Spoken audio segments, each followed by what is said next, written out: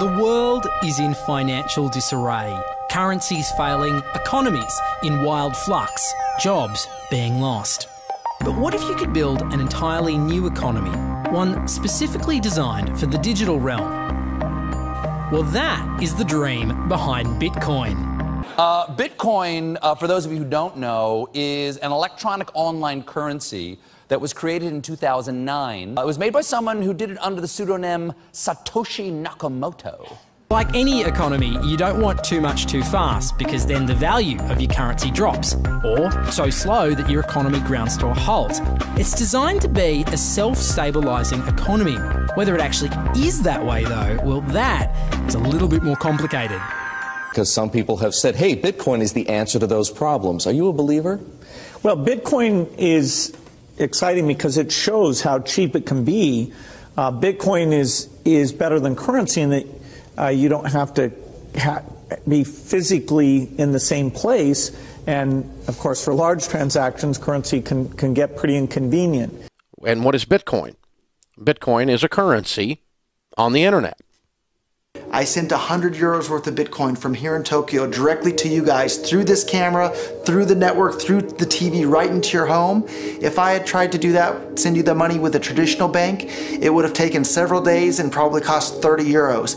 I just did it right now with Bitcoin instantly, basically for free, and didn't have to ask anybody for permission. I didn't need a bank, I didn't need a government, I didn't need anybody. I just needed myself and you and our smartphones to do it. That's the power of Bitcoin. This community is switching to what they think is a better monetary system. A system in which banks are no longer needed because payments could be made directly from one person to another. Bitcoin is fundamentally different because in Bitcoin, you don't owe anyone anything and no one owes you anything. It is not a system based on debt. It is a system based on ownership. And no one can censor it, no one can seize it, no one can freeze it. It's November the 2nd, 2008, just 6 weeks after the Lehman Brothers collapse. And all over the world, there are panicked debates about how to save the banks. Then, on a little visited web forum for cryptographers, a document appears in which a completely new monetary system is proposed. The visionary author calls himself Satoshi Nakamoto. These were the darkest days of the financial crisis. So that to me suggests a very clever mind that saw an opportunity, the perfect opportunity to introduce a new radical technology and a new radical approach to money and finance at just the right moment when people would be very open to making this big shift that's required to adopt a new currency. How could this digital coin invented by this Satoshi Nakamoto become hundreds of times more valuable than the dollar? And why do enthusiasts like Roger Fear want the world to switch to bitcoins? I'm giving every single person here 1,000 yen worth of Bitcoins, which is like $8 and something cents.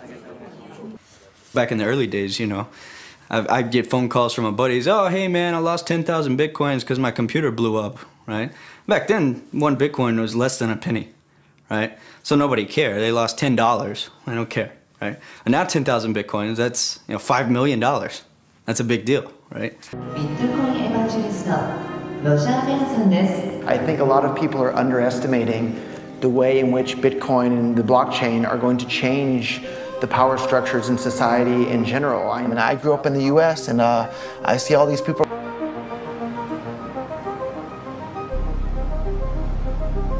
You can buy Bitcoin at the Shell station. Check it out. Good. Got $2. Hit finish. Oh. $2 Bitcoin. Just like that. From this machine.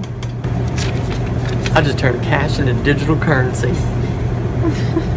So thinking that it's too late to get involved in Bitcoin is like thinking it's too late to get involved with the internet or too late to get involved with using a cell phone. Like, it's not too late to get involved with Bitcoin. If Bitcoin becomes really popular all over the world, Bitcoins are going to have to be worth at least tens of thousands of dollars a Bitcoin, if not hundreds of thousands of dollars per Bitcoin. So.